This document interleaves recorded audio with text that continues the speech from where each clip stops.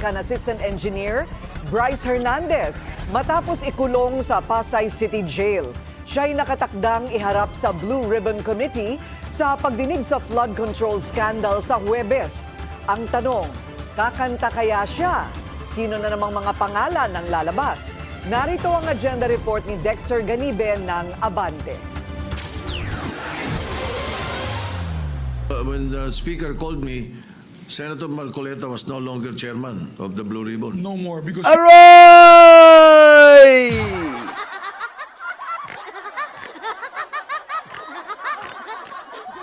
Yan ang gustong palabasin.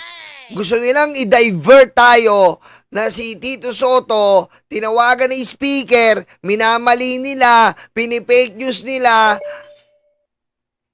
Aray kapul.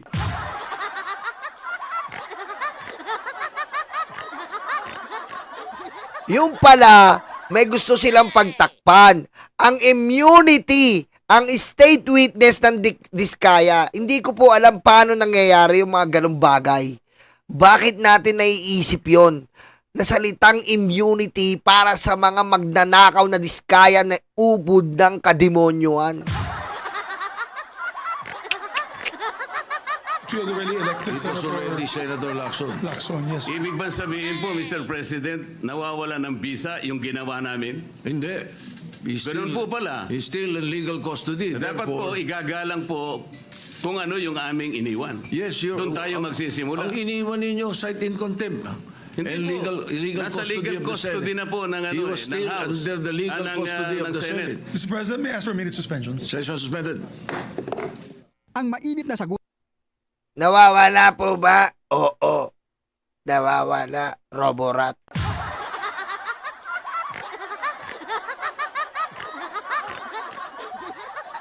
Roborat, ilabas mo ang iyong lawit.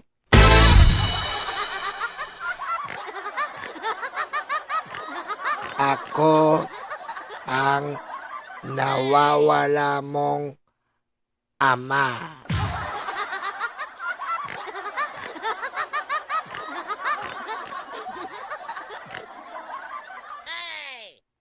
Ako si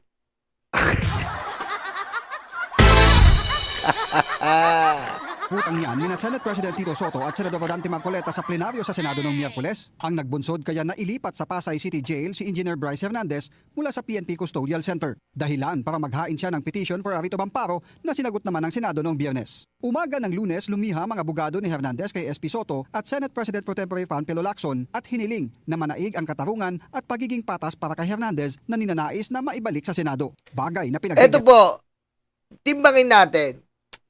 Bryce Hernandez versus Diskaya. Sa totoosin lang po, paano in my own opinion, Your Honor, Mr. Chair, I'd like to focus your attention to the difference between Bryce Hernandez and Diskaya couple. Okay? Because, Your Honor, Mr. Chair, the Diskaya couple is really involved in this corruption because they are the one that directly, Your Honor, Mr. Chair, talked to the different kinds of politicians in this flood control. While Bryce Hernandez is a bagman. A bagman, Your Honor, Mr. Chair, he delivers and segregate the money that came from the tax of the Filipino people. He is the one that managed the money. For example, 100 million, he will segregate that to in partition and then report to the boss, Henry Alcantara.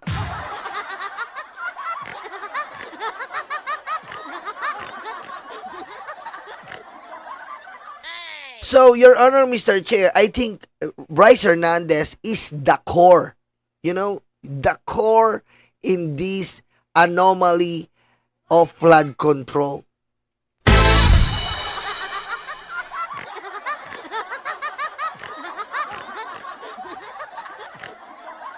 And the people watching right now is not liking our live. So, it's so very bad. Patayin mo si BBM. No joke.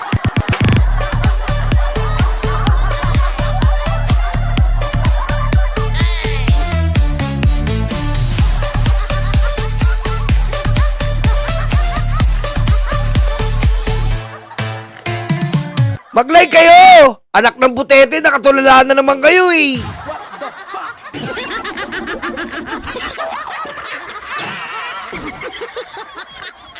Puro kayo tae, mag-like kayo!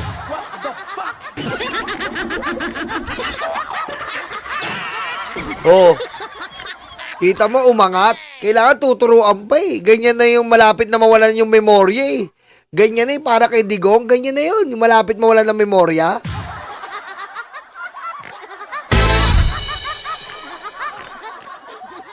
Ganito po kasi yan. Ang mga diskaya po, level lang sila ng politician. Nasa taas sila. Nasa taas sila. Pero, si Bryce Hernandez po, tandaan nyo, siya mismo ang kumikilos.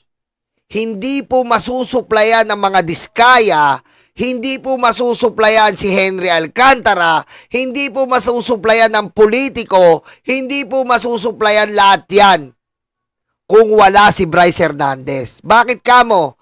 Kasi po, siya ang nag-aasikaso mismo at nagdi-deliver ng mga pera. So, siya po ang lahat ng may dinadaluyan na info. Sa kanya po dumadaloy lahat ng info. Kaya mas matimbang po si Bryce Hernandez sa lahat. Kasi si Diskaya, nag-aantay na lang po yan. Kumbaga, ano rin siya eh. What do you call this in English? Pray? Pray or... Basta.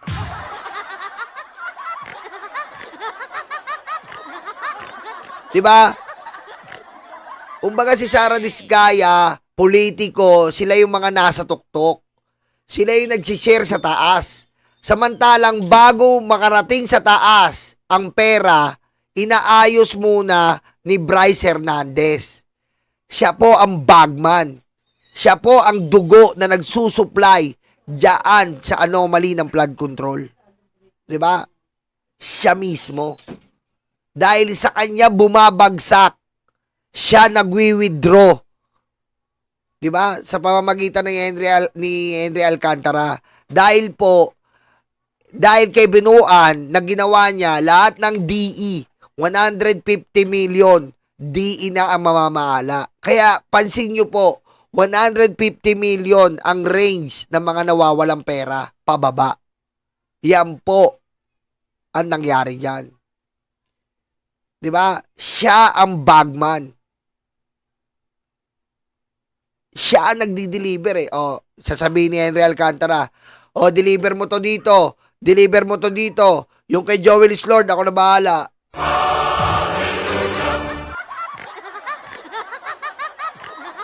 Hoy, tama si Mamo Lalay na available na po yan t-shirt. Ayan po yung model natin. Napakagandang model. Oh. Ang ganda ng model natin. Oh.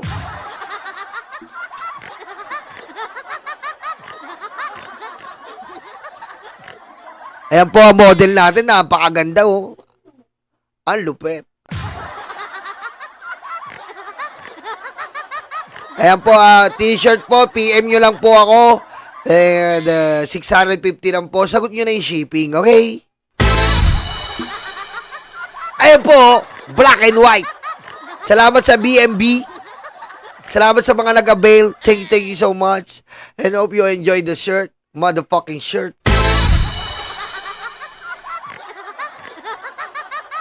Yan ni Soto, kaya matapos ang pagdinig sa Pasay City Regional Trial Court, binalik na siya sa Senado. Bagay na sinang-ayunan ni Senador Marcoleta. Okay, maganda. Talaga naman dito siya dapat eh. Baka naisip nila na talagang dapat sa Senado talaga. Pero ang kasamahan niya sa minorya na si Senador Joel Villanueva, nawiwerduhan daw sa desisyon ni SP Soto na ibalik sa detensyon ng Senado si Engineer Hernandez. Tanong pa niya, si Bryce na naman ang nasunod? Para naman kay Senate... Uy, kilala mo si Bryce Kilala mo si Bryce, Joel is Lord?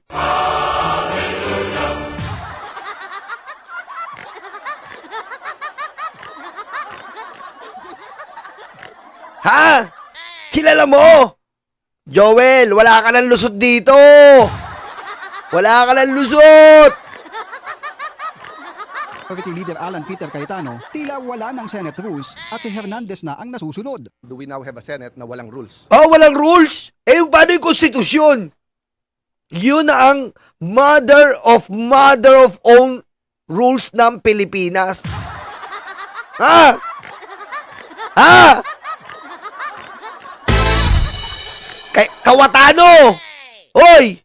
Babasahan kita ng Bible verse. Ruel Arrogante, thank you pare!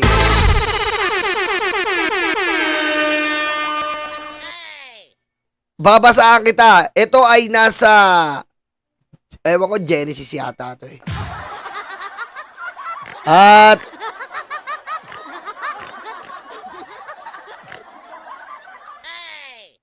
ay hindi, ano to sa, kay Moises.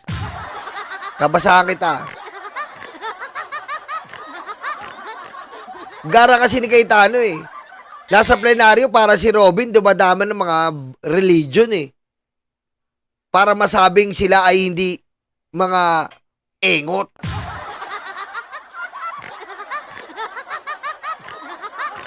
Ano sabi? Sabi ni Moises, kumidlat. Tinype ng Panginoon doon sa blokeng bato na hawak ni Moises. Ang aking utos, huwag magsinungaling.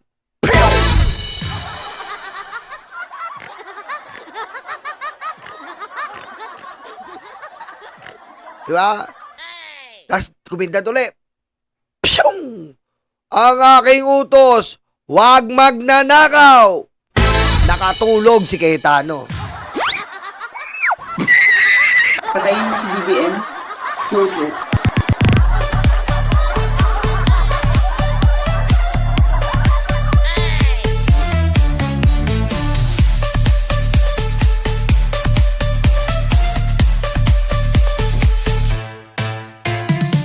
Okay? Ayan po. At sinasabi mong nilabag ang Senate rules. Kayo nga nilabag nyo yung konstitusyon. Mahiya naman kayo. Maria Carla Santos. Ha? Mahiya kayo sa balat nyo. The mother of the rules. You violated it with the cheese. Without a heart. Ha? The mother of all of the rules in the Philippines you violated. Do you remember that? When the impeachment complaint is filed in the Senate, you remand your 4th month mother photo.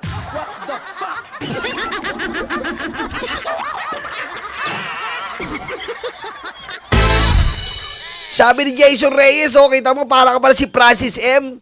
Ha? May pagganong-ganong ka pa, di ba, Jason Reyes? Ikaw ba yung sa praning number 1? And praning number 1. Mga praning, laging gising.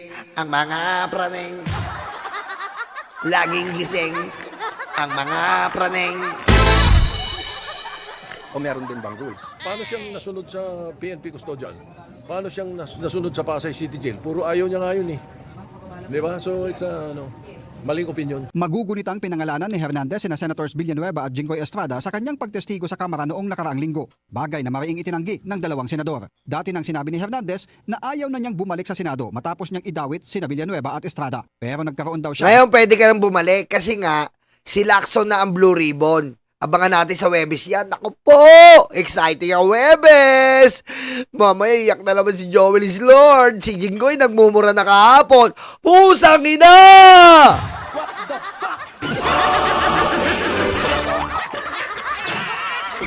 Nang renewed faith sa pamumuno ni Soto at Lacson. Sa Huwebes, muling ihaharap sa Senate Blue Ribbon Committee hearing si Hernandez at inaasahang matatalakay ang mga pasabog niya sa Kamara noong nakaraang linggo. Para sa agenda, Dexter Ganit. Iiyak yan.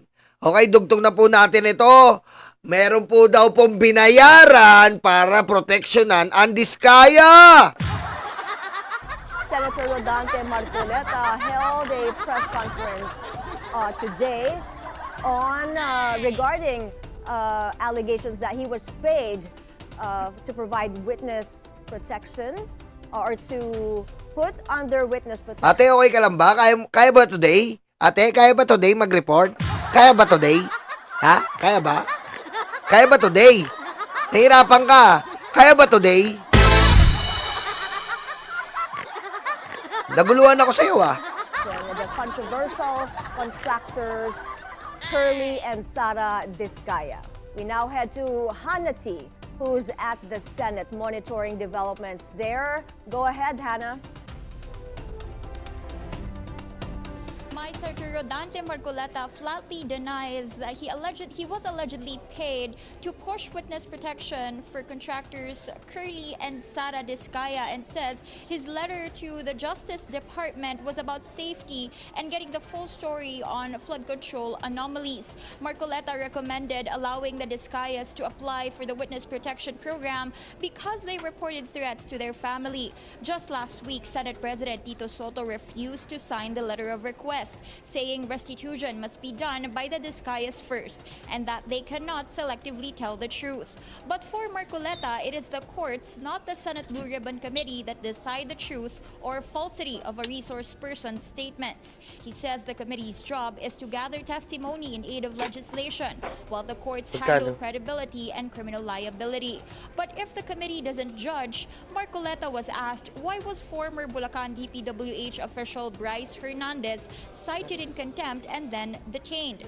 The distinction for Marcoleta is that a contempt is a procedural tool when a resource person obstructs the proceedings or gives evasive or inconsistent answers. Hernandez was cited in contempt after evasive answers on his use of an alias and a fake ID, despite Marcoleta revealing proof of his casino activities under that fake name.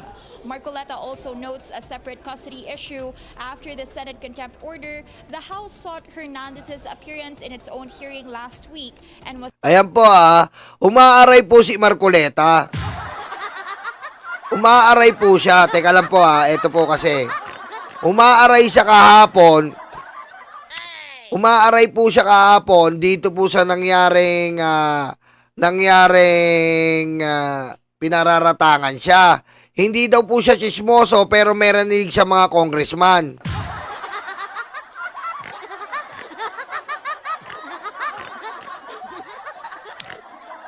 Di ba? Pero may narinig siya mga congressman. Ano ba ito? Senado na to. Dito tayo, yan. Yusek Cadiz, mabuti po kanya i-repair ko rin sa ating SOJ. Sabi ko, tama-tama yan. Hanggang sa araw nga ng... Ang magtataka po tayo, porsigido po ang ating Senador Marcoleta na protektahan po! Protektahan na yan! Protektahan! Immunity! Linggo, nagkausap kami personal. At tahasan niyang sinabi sa akin, pwede yan, sabi niya sa akin. Alam niyo naman, si Secretary Boying Rimulya, matalikong kaibigan yan, matagal kami nagsama sa House of Representatives. So pinanghawakan ko yung kanyang sinabi sa akin. Alam mo naman kanya, ang Senado ay kabatakan natin yan, lalong-lalo na sinusulong natin yung Whistleblowers Act. Sige, kanya, panindigan natin yan. So matibay po yung aking paniwala. Malakas ang aking loob. Kaya sumulat nga ako at inirekomenda ko nga na siya mapa sa ilalim. Itong mag-asawang Diskaya. Kita mo, ba't po protection mo? Word pa lang, witness protection. Diba? Diba? Witness protection. Anong sabi niya dyan? Eto po may sinabi po si Montulpo. Ayan, pakinggan nyo po ang sinabi ni Montulpo. Anong sabi ni Montulpo?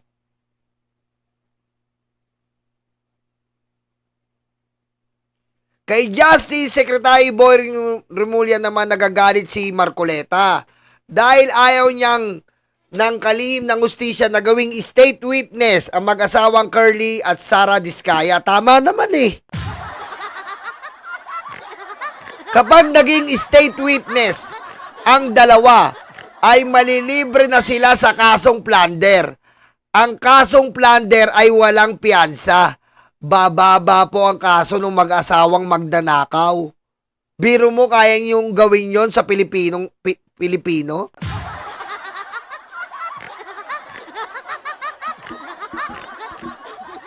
Sinabi ni Remulla na isoli muna ng mga diskaya ang nanakaw nila sa gobyerno bago sila payagang state witness. Tama po yun.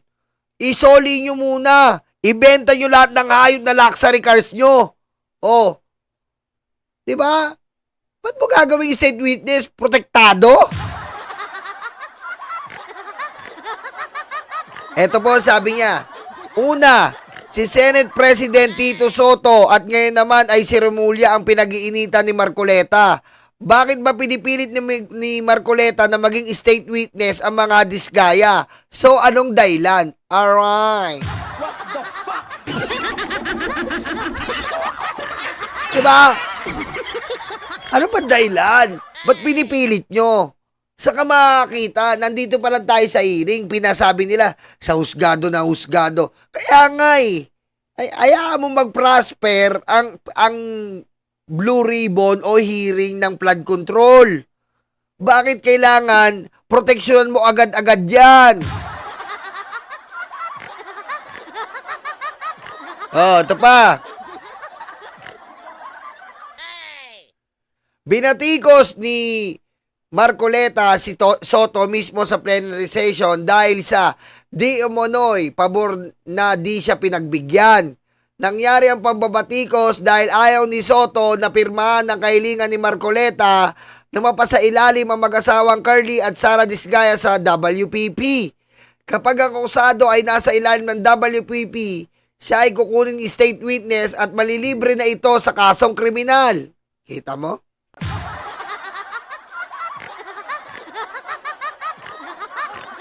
Biro mo, binuhusan na tayo ng asido ng mga diskaya sa unang beses. Susunugin pa tayo ng mga diskaya sa pangalawang beses.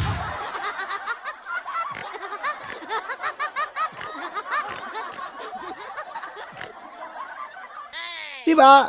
Hindi mo kinukuha ang witness yan. Bakit? Kasi pag unang-una, ang logic, kapag kinuha mong witness yan, kakausapin mo sila. O kukunin ko kayong witness, sasabihin nyo yung totoo, mapapababa yung kaso nyo. Ba't gaganunin mo sila?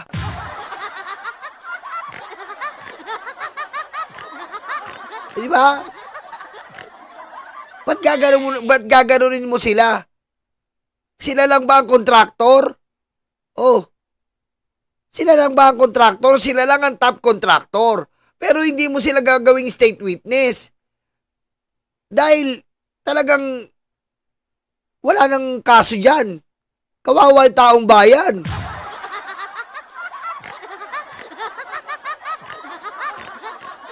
Sabi ni Montulfo, bakit atad na atad si Marcoleta na maging state witness ng mga diskaya? Oh yeah. What the fuck?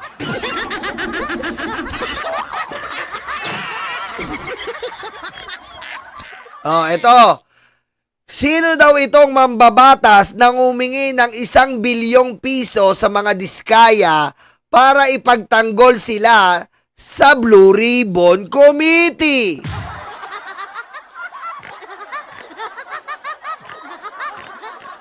Ang balita na nakarating sa akin, nagkasundo ang mambabatas at mag-asawang Curly sa halagang 120 million. Kaya pala. Okay? Ngayon, sino kaya yung mambabatas na yon? At sa mambabatas na yon, ang baba mo naman, 1 billion dapat. 120 ka lang pala, dignidad mo, ang baba. Patayin mo si BBM. No joke.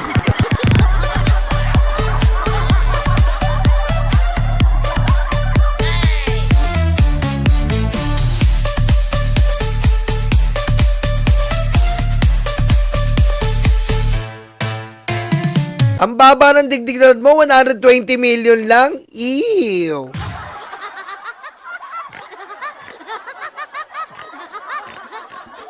Ew. Dapat 1 billion, fixed price. Total, ano rin eh. Winalangyan nyo na yung taong bayan eh. Lubusin nyo na.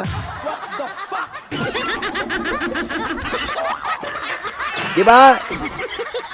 Kung totoo man to, grabe, diba? Ewan ko kung sino yan ha. Walang binabanggit pero ewan ko bakit nasa witness protection program. Diba?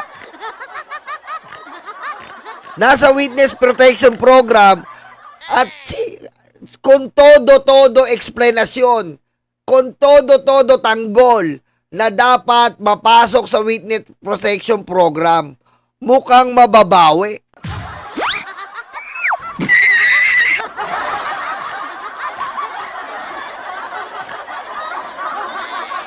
Diba? Kasi kung totoo yan, yung senador na yon na poprotektahan, mukhang nagbayad na ng kasiguro yung Diskaya na 120 million, mukhang babawiin. Eh, fake news ka pala eh. Hindi mo kami maprotektahan eh. Diba? Oh, taga Blue Ribbon Committee, ewan natin kung sino yan. Diba? Di natin alam kung sino yung mga taga Blue Ribbon Committee na yan. Oh, ngayon, siguro naggagalay itong Diskaya. Nag-aaway yung mag-asawa. Anak ng wedding, ba't binayaran mo ng cash? Eh, protection na daw tayo eh. Eh, ba't ngayon? Tignan mo nangyari. Wala, nang bawi. Oh, paano mo mabawi? Ang 120 million nyo, binayaran nyo pa yata ng cash yan.